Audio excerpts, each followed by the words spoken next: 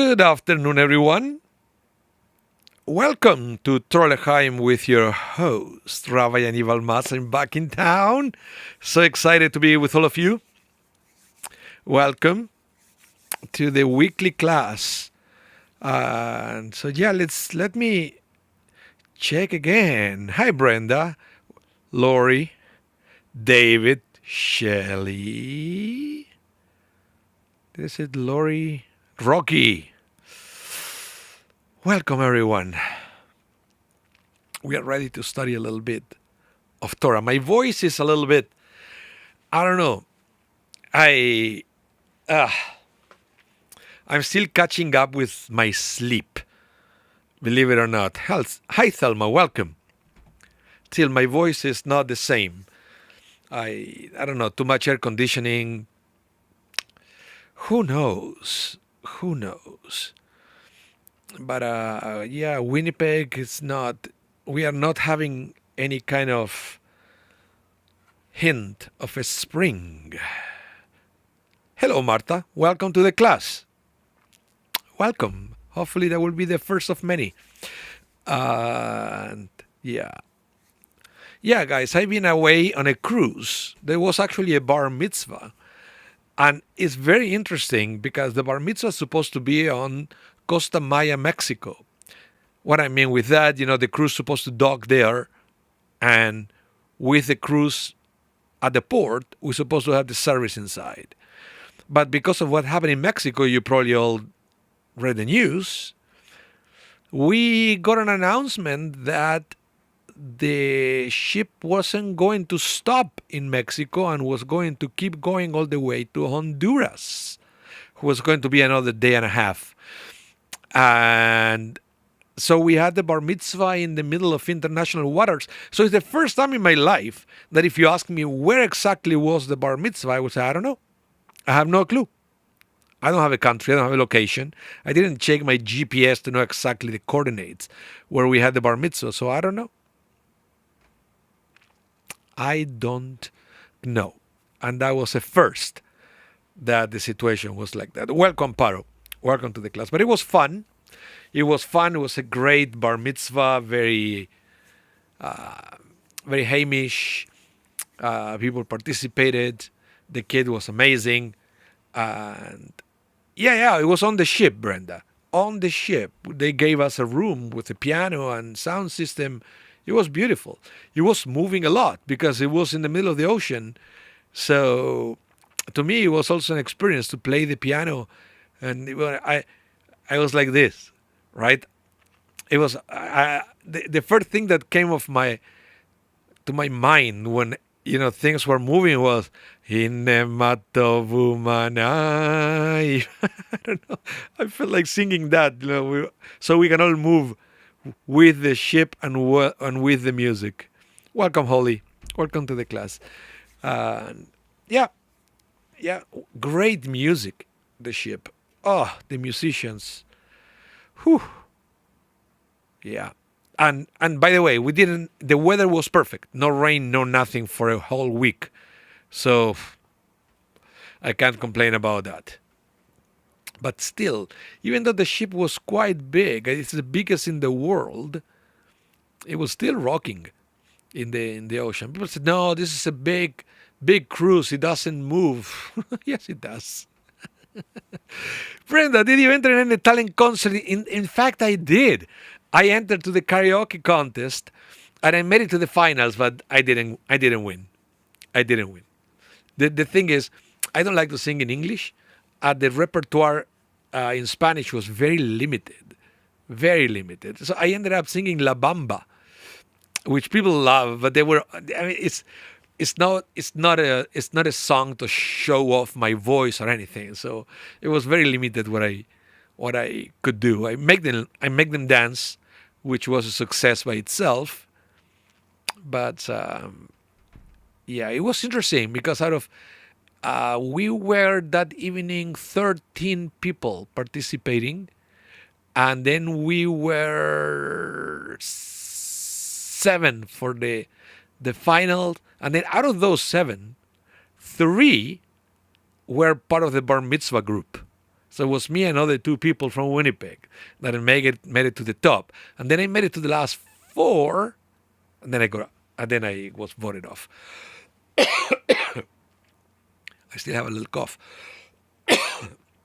So yeah. And of course the coffee. Martha, this is your first time. I don't know if you're still there. Tradition is people coming to Torah L'chaim. Usually we have coffee, tea, hot chocolate, something like that. Okay, so I think we can start with today's class. We are on Parsha Ki Tisa. The most famous thing about Ki Tisa is perhaps the golden calf, right? The golden calf. But they had some other highlights. One we already studied, and is the half shekel, remember? Because the same portion that we are going to read this coming Saturday, great to know that you're still there. So, Martha, go for your coffee. Oh, Rockies, fruit smoothie here. Okay, even better than coffee. Yeah, lots of those in the ship, but yeah. Thelma, decaf. Decaf is good too. Actually, I should be drinking decaf right now. This is like the third or fourth. Because I had two at home, one at Minion, after Minion, and now this one. Tea for you. Okay, good. So we, as I mentioned, we have the golden calf. We also have the half shekel that people had to donate. And we studied that before Purim because that section is read as, from a second scroll on Shabbat for Shabbat Shekalim. So it's going to be a reprise this coming Saturday. It's the opening portion of the Parsha. And then, but we also have something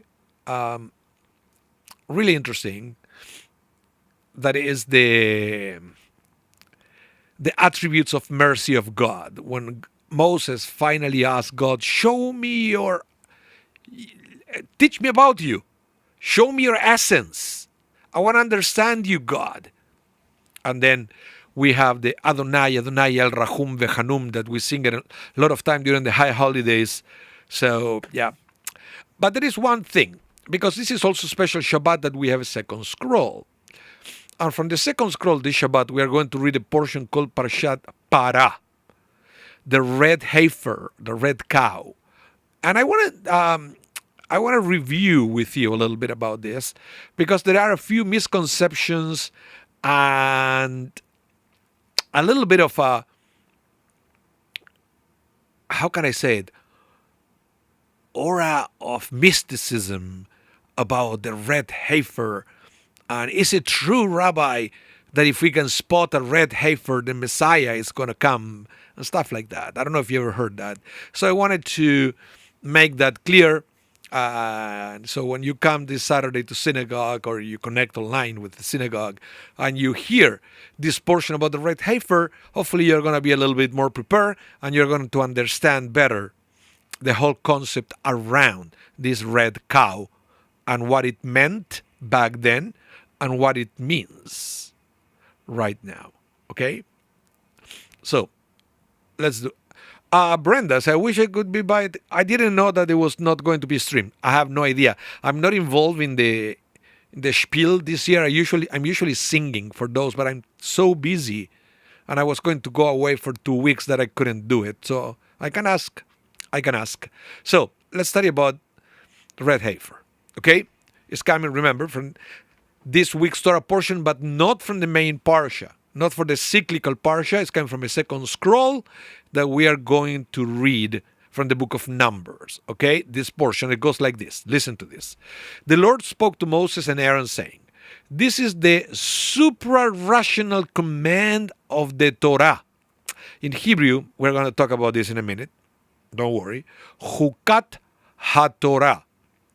Remember, we talked in the past about the Hukim versus Mishpatim. Mishpatim are all the logical mitzvot, commandments, and Hukim are the not logical. Here, the translation that I use translates as supra-rational. Okay? We are going to see in a minute why this is called this way. Okay? So this is the supra-rational command of the Torah that the Lord has commanded. Instruct the Israelite people to bring you a red cow without blemish, in which there is no defect and on which no yoke has been laid. You shall give it to Eleazar the priest. It shall be taken outside the camp and slaughtered in his presence. Eleazar the priest shall take some of its blood with his finger and sprinkle it 7 times toward the front of the tent of meeting. The cow shall be burned in his sight. Its hide, flesh, and blood shall be burned, his dung included. And the priest shall take cedar wood, hyssop, and crimson stuff, and throw them into the fire, consuming the cow. The priest shall wash his garments and bathe his body in water.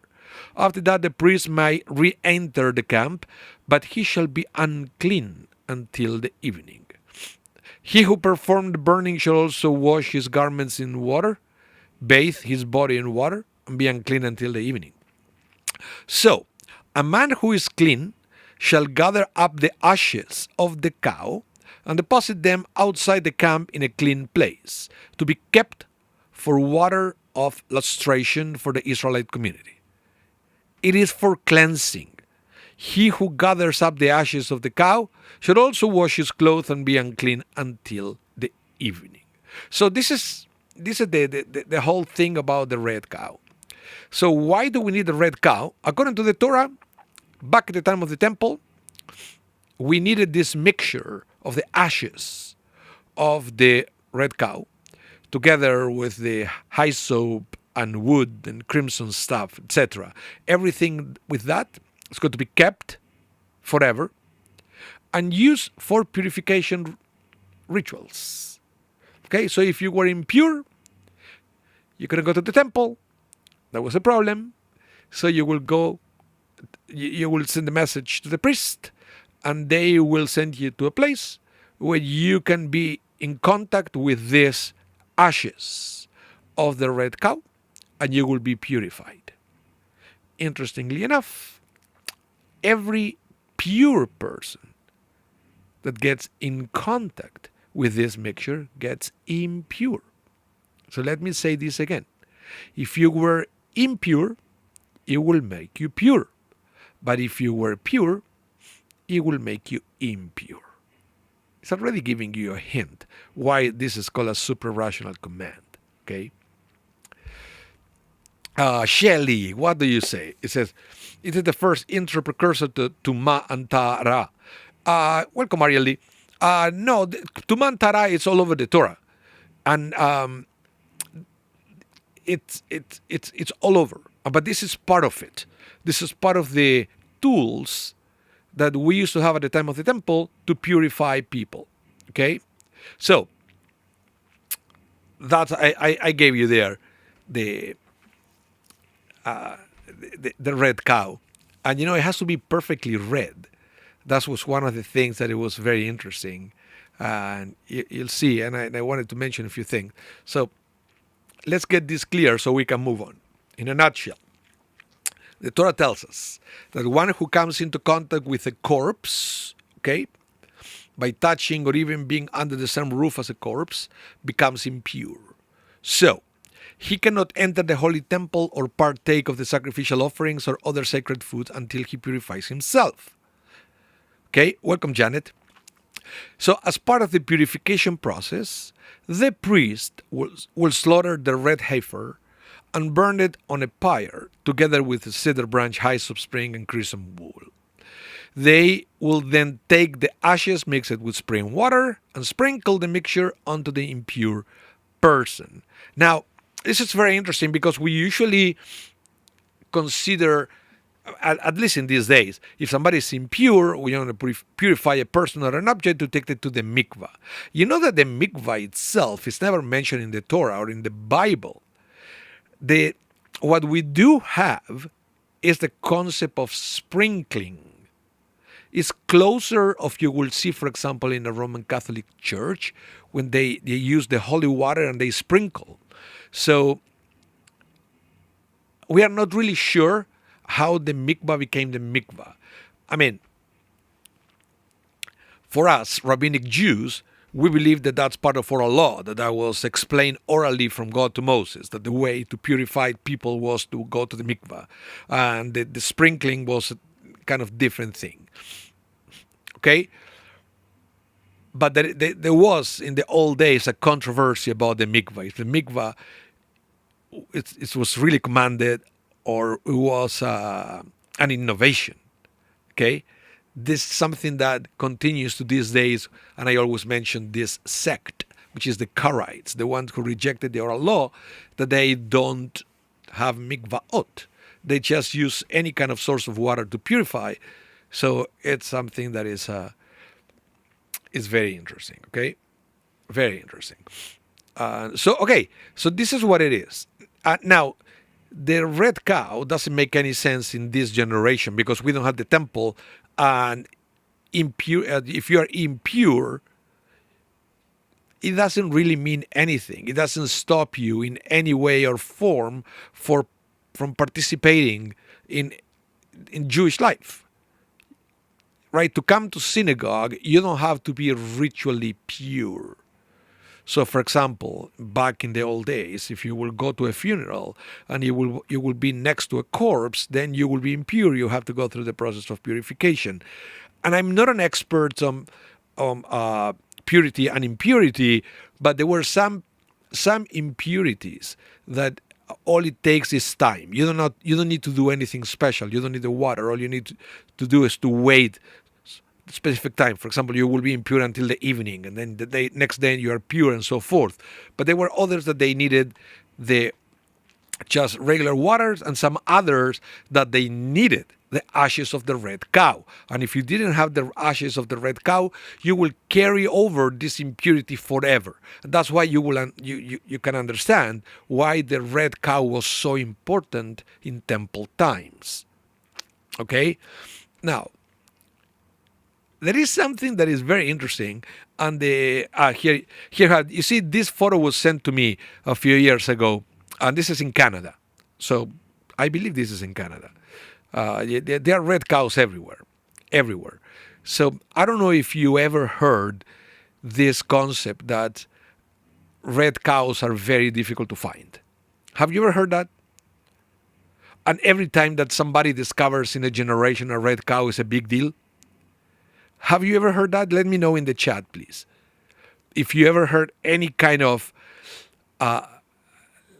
legends or something special about the red cow. Because I remember going to seminary, used to be a big thing, right? Some people say, well, if you find a red cow, it's a big deal, and they because they are so rare, so difficult to find. I ended up learning recently that they are not so difficult to find. Okay, even with all this disqualification that we are going to see in a minute, it's not so difficult to find. Let's read first why, at least in the old days. Yeah, Shelley, Bobby Mises. Yes, there is a little bit of Bobby Mises on all this, but back in the old days, I guess before genetic modification, because right now you could create the perfect red cow because we can create pretty much everyone through genetics. Right? But back in the day, listen to all the disqualifications, okay? Listen. The cow must be at a minimum within its third year of life, okay? Halachic terms, that means 2 years and a bit. And this is from the Mishnah, by the way. Number 2, it needs to be completely red. So, even 2 hairs of a different color next to each other, or 3 that they are far apart, disqualify that cow. So that might be an issue. That if you think that the cow is red, if you get close to the cow and start examining hair by hair, you may find a white hair, or a red hair, or a brown hair. And that might disqualify the entire animal. Next. All physical blemishes that disqualify sacrificial animals disqualify a red heifer as well. That is kind of obvious, right? And it's because an animal has to be examined before it was kosher for sacrifices. Especially there was problem with, could be broken bones or once you slaughter the animals, you have to examine the lungs for any lesions and stuff like that. So even if you think you got the perfect cow, when you slaughter the cow, it may have an internal issue that may disqualify the cow after the fact. Okay, now every work done with it disqualifies the cow. Work in this case includes even a person leaning on it or placing a garment or cloth upon it. Okay? Unless this was done to only safeguard the animal itself. So, but it's very difficult, very difficult. So what happened is, back in the day, if somebody got a cow that was perfectly red, they will be very careful because, hey, the temple may needed it and it may be worth a lot of money. So there was kind of a business of the red cows if you were back in the day lucky enough to get ones among your animals. Now, other thing that this will disqualify, of course, because we already talked about any work done with the cow, is placing a yoke on the cow. Even if it doesn't actually do any work, also disqualify it. Just by putting it on it, is out. And then, if the heifer is pregnant, or even if a male has mated with it, disqualifies the cow.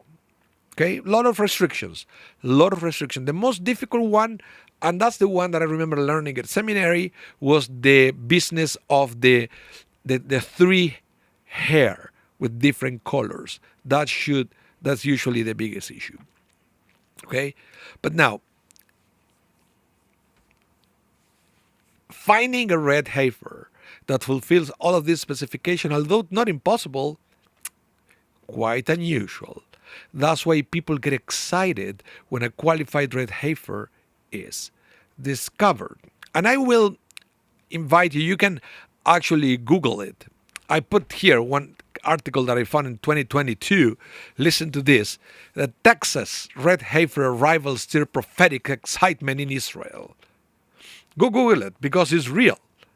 It's real.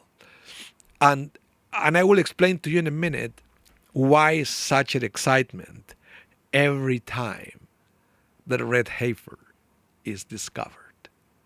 And I will teach you that in a minute, unless again, I will give you one more chance to everybody to type it in the chat if you think you know why such an excitement when a red heifer appears. I will give you in a minute. I will give you minutes. I need another sip of my coffee.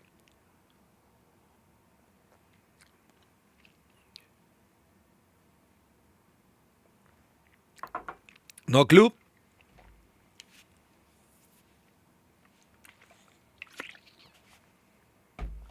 Okay, I'll tell you why. Listen to what Maimonides wrote. Remember, Maimonides, great scholar, Middle Ages, Spain. He said, 9 red heifers were offered from the time that they were commanded to fulfill this mitzvah until the time when the temple was destroyed the second time. Only 9. The first was brought by Moses, our teacher. The second was brought by Ezra. 7 others were offered until the destruction of the second temple. And the 10th will be brought by the King Mashiach, the Messiah, when he speedily be revealed. Amen. So may it be God's will. Okay? Oh, Martha, I just saw your message. Yeah. Good guess. Good guess. But you see, what Maimonides says is that the next time a red heifer will be offered, it will be the time of the Messiah. So, the fact that a red heifer appeared, for many people is, well, the red heifer appeared. Now all we need is the Messiah to complete the prophecy. So we're all waiting for that to happen. And that's why it's so exciting every time a red heifer appears. Yes. And now, this is one of the biggest misunderstandings. Okay? As you can see, from the time of Moses to the destruction of the second temple, only 9 cows were needed. How so? If we have, hundreds and hundreds of years gap in between one to the other, and it's because once you burn the cow and get the ashes, then basically you can have that forever. It's very little that you need then to fulfill the ritual. So it's not that you have to start killing red cows all the time to get the ashes to keep moving forward. So that's why up to they didn't need that many until they ran out of ashes and they had to go back and find another one. So it's not that they were so rare that they didn't have any more than 9 cows. It's that more than 9 cows were not needed because the ashes last forever. It makes sense, for example, the first temple was destroyed. They came back and, they need to find another one and so forth. But other than that, no. Rocky said, Maimonides just said that with no circumstantial evidence that he was right. Yeah, I know. Many of these, Rocky, and you know, guys, how this works. There is lots of rabbinic tradition here. Maimonides is just putting it all together, but he is quoting other people who said before him that this is the way it is. So Brenda says, does it mean that the Messiah is about to arrive? Well, for some people, the fact that a red cow was found is a hint that the Messiah is ready to come. The thing is, it might be another circumstances that may be preventing the Messiah from arriving. But it doesn't mean that every time that a red cow appears, many people are not getting excited because that's the way it is. So you can go and you see every time that there is something like that, or somebody claims that there is a perfect red cow, it steers people's imaginations about messianic times, and this is a real thing.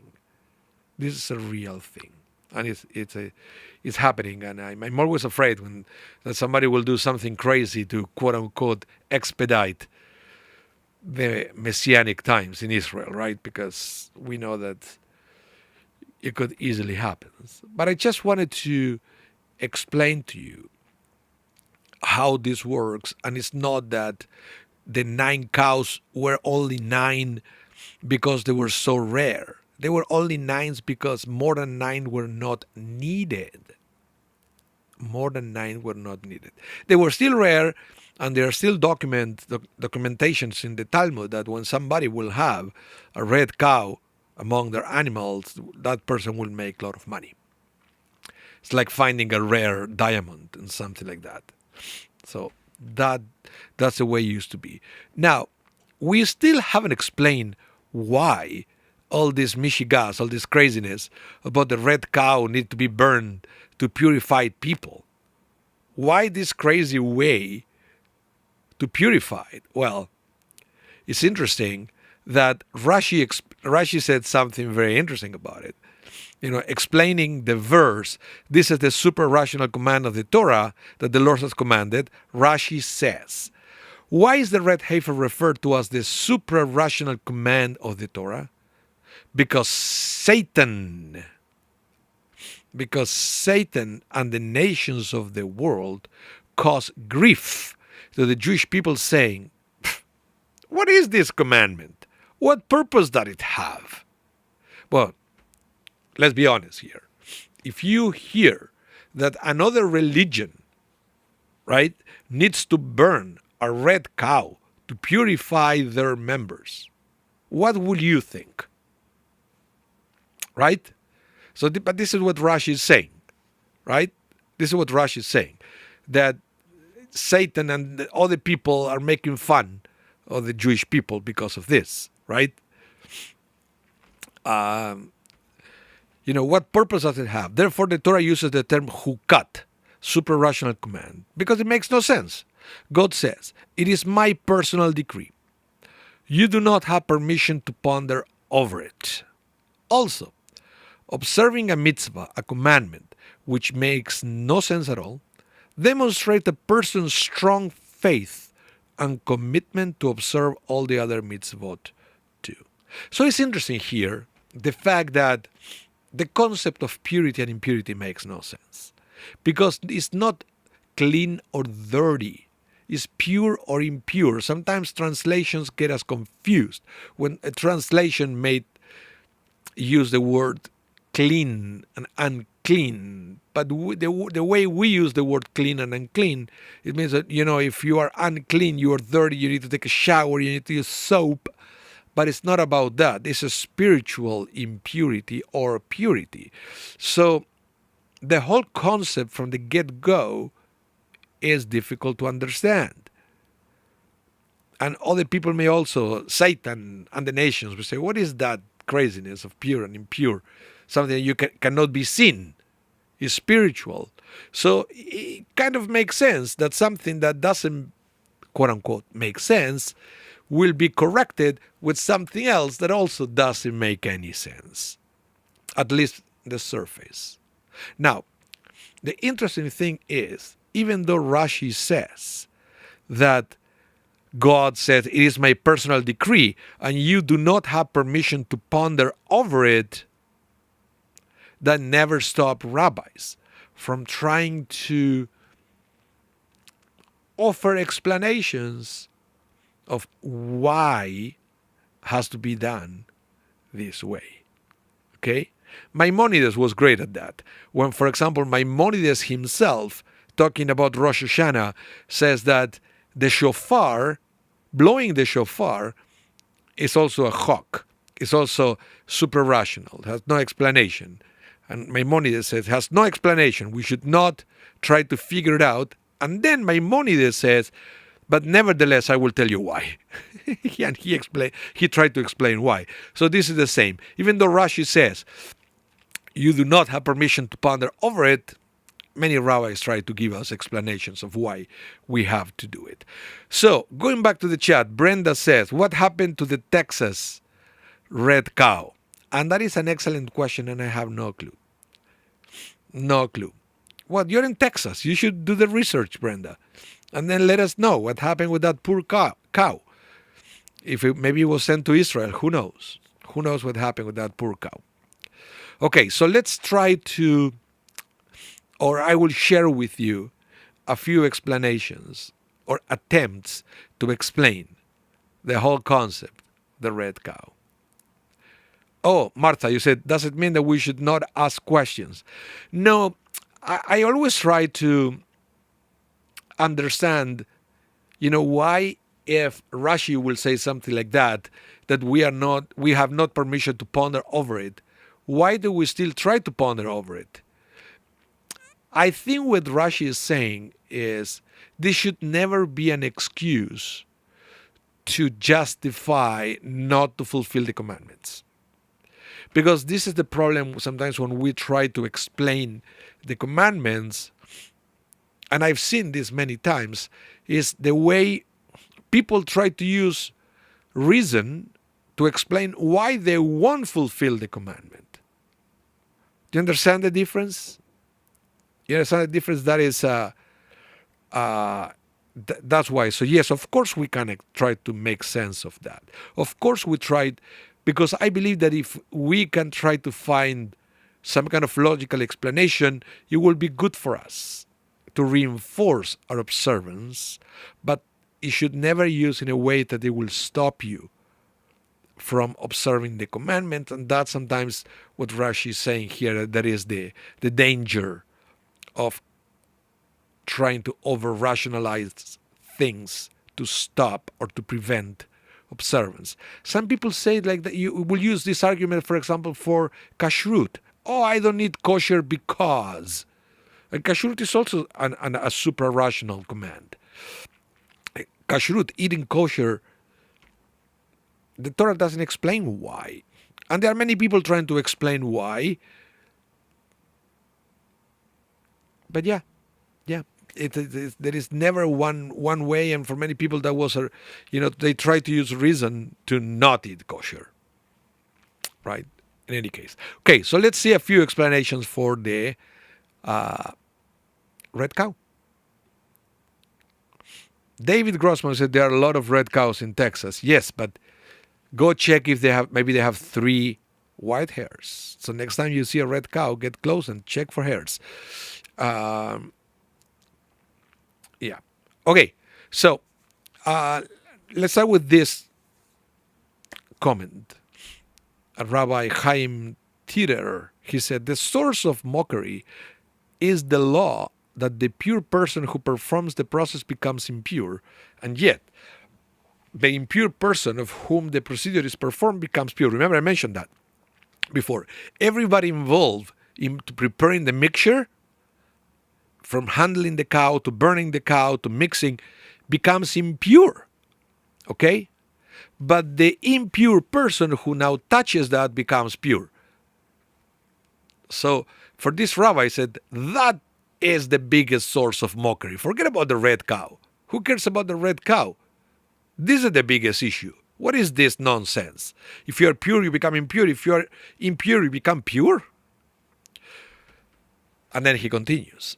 Of course, we do find such a phenomenon in nature too. For example, the heat softens tin and yet will harden an egg. Interesting explanation.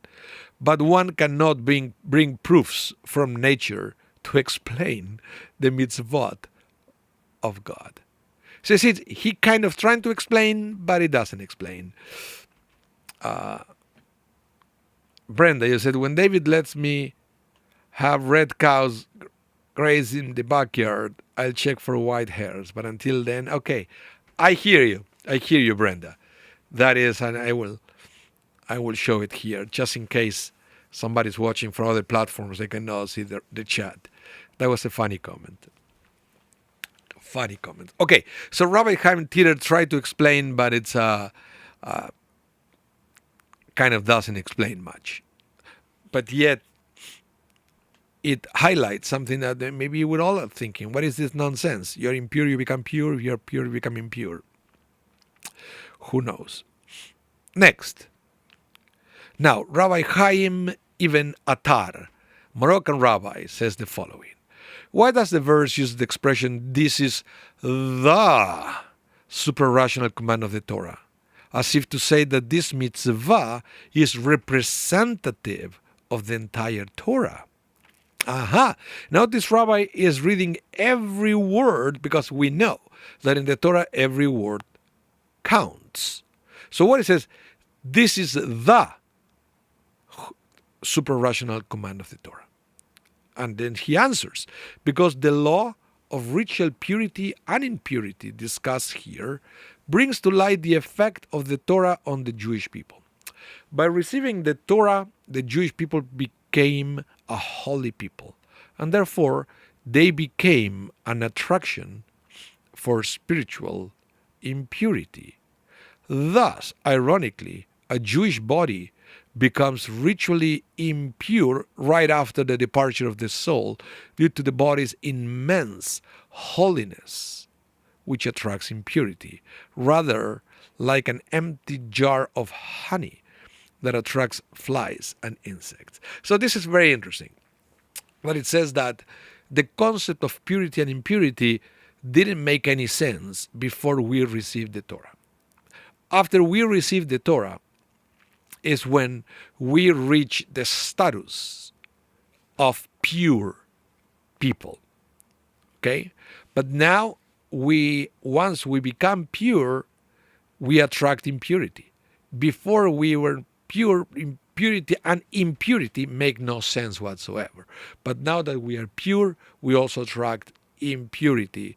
So we need a way to stay pure and to reject or cleanse all sorts of impurity. Rocky, what do you say here? The mockery when Rabbi Tirer falls into the fallacy of begging the question. Interesting way you have to express that, Rocky. Yes. But it's I always get the impression when these rabbis write the thing that they always know something that they don't write about it. that the juicy part is never on the writing. Don't you have the same feeling that he knows more of what he writes about? For some reason. For some reason. In any case. So, yeah, that's why basically, going back to Chaim Ibn Attar, that the mitzvah to preserve the people of Israel pure is representative of the Torah, because the Torah is what brings purity to the Jewish people. And that's why this is so important. But we still need to understand somehow why this kind of ritual, and then I think there is one single answer of why this ritual. Let's continue. Now the Lubavitcher Rebbe, of course, he said, it's quite understandable that God, who cannot be grasped by the human mind, may issue commands that likewise cannot be grasped. Okay, this is the first time out of all the texts that I presented to you that we read something that makes sense. What the Lubavitcher Rebbe is saying here is, look, we're talking about God giving us a mitzvah about purity and impurity. Okay? And what he's saying is, so it's understandable that we cannot understand God. So if we cannot understand God, how can we understand what God is commanding us? It's something that makes sense to God, but not to us, because it's part of God. And God is impossible to be understood. Even though in this week's Parsha, and if we have time, we will read a little bit about that. When Moses asked God, I want to understand you. And God revealed to Moses a verse which in theory was enough for Moses, not for us, but for Moses to fully understand God. Okay? But you see, it's all part of the same thing. Let's continue with the Lubavitcher. What is difficult to understand is a mitzvah that has both rational and irrational elements together. In such case, the evil inclination or the nations. You know, for Lubavitcher Rebbe, we said Satan, the nations, evil inclination, is all the same. It's all the same. You know, when you go around in life and there is somebody mocking you or poking you or making fun of you and all that, call it Satan, call it the nations, call it the evil inclination, Yetzer Hara, potato, okay?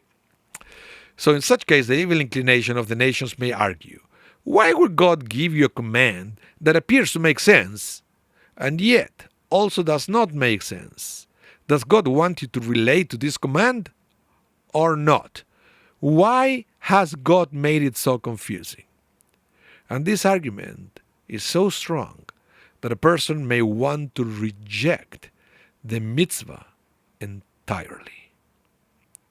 So you see what happened. This is so representative of Judaism in general, where we have a blend of things that seems to be so logical as things that we cannot understand. And this mitzvah encapsulates both. We understand that if you're impure, you need something to purify yourself. But a red cow and the ashes and all those things, you see, it combines things that are logical and illogical at the same time. But again, it encapsulates Judaism, and on a blend and a combination of things that are logical and things that they are not.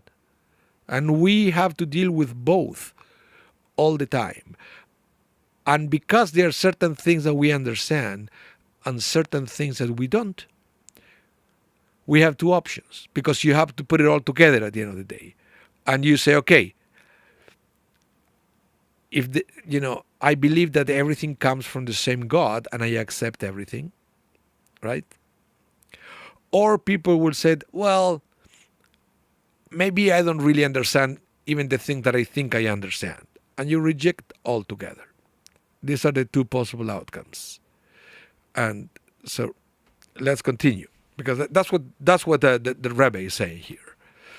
Rashi writes that to overcome the taunting of others, one merely needs to bear in mind that it is my personal decree, says God. And therefore it is unnecessary. So it's not that it's forbidden. It says it's unnecessary to ponder the meaning of this mitzvah. Right? It's not that you don't have permission to ponder over it. It means it's forbidden. It means you don't have to. You don't need to understand it in order to observe it.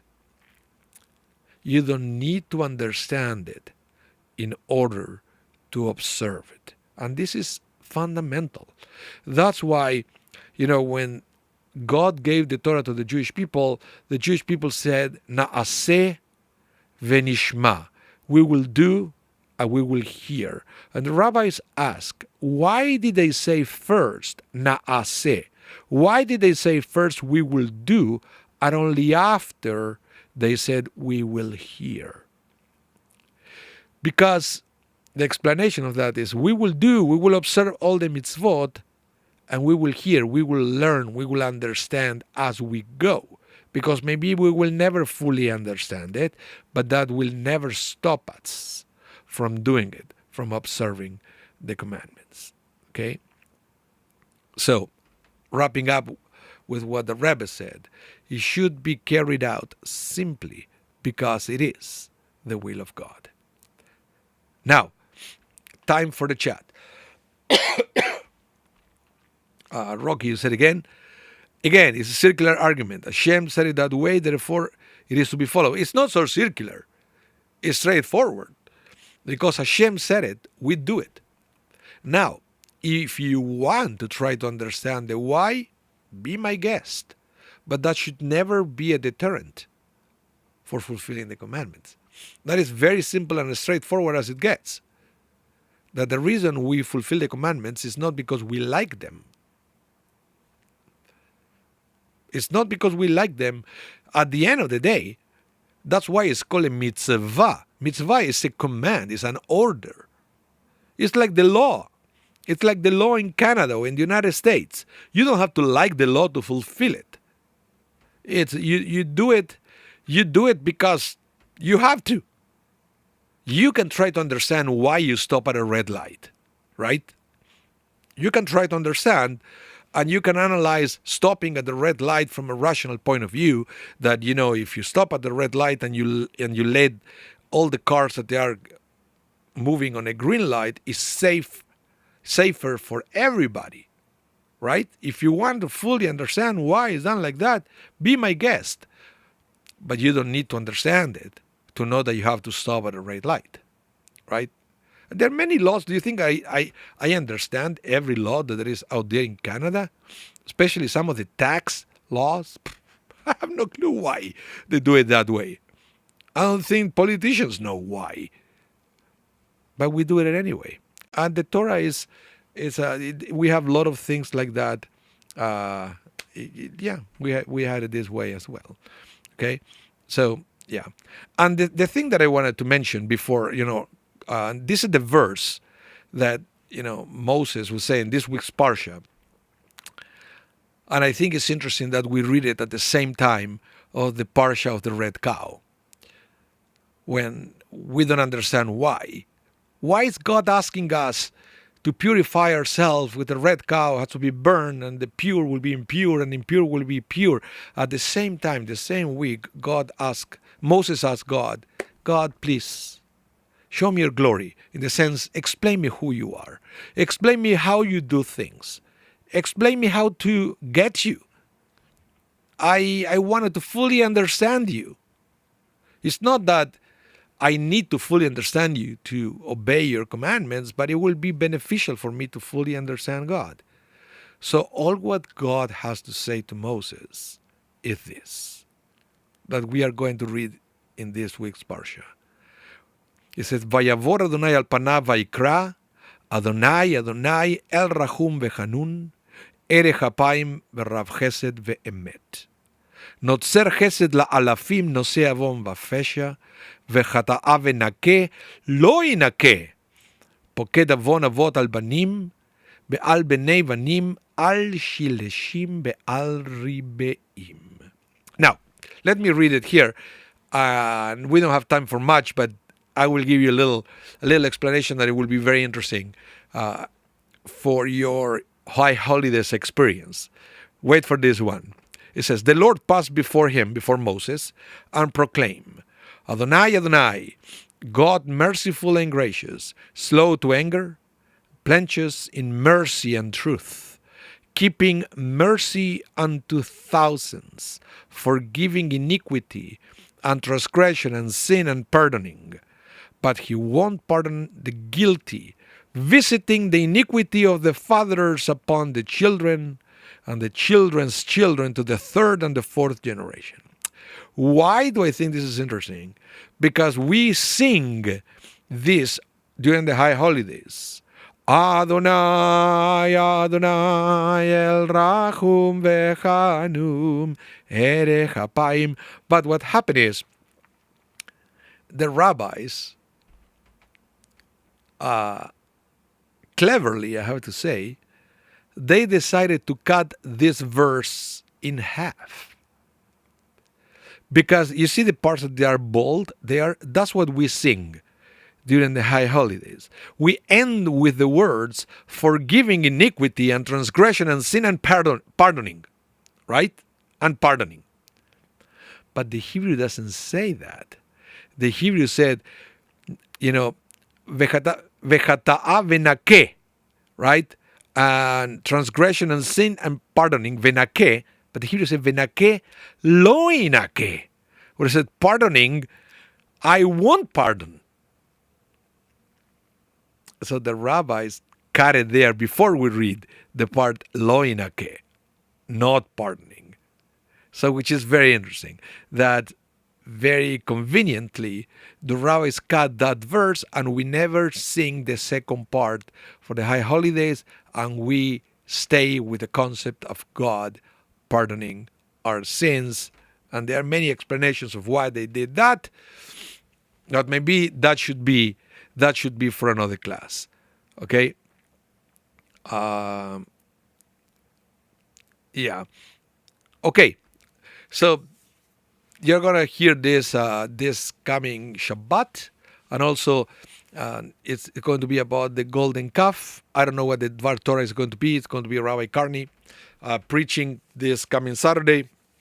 So I'm looking forward to learn about what explanation he will give about this parsha, because it's a beautiful one and lots of juicy things. So don't miss it. Don't miss the Shabbat experience. Okay. Thank you everyone for coming out. This is the perfect time to stop the class. I'm happy to be back. I'm happy to see you all again. And remember, if you missed anything, this class is going to be rebroadcasted tonight at 8 p.m. Central Time. Okay? Central Time. So you can replay the class. And please visit our website also. Of course, thumbs up everyone. If you haven't done so, please subscribe to our channels. Visit our website for all the news and upcoming events that we have at Shaarei Zedek. Lots of wonderful things coming up. Okay? So stay in touch. Have a wonderful rest of your day. Stay safe and hope to see you soon. Bye, everyone. Rocky said buenos dias. I think it's more buenas tardes already. That is a good afternoon, right? Buenas tardes. And then it's buenas noches. It's a good night. Buenas noches. Don't say buenos nachos or they will bring you nachos. It's noches. Bye, everyone.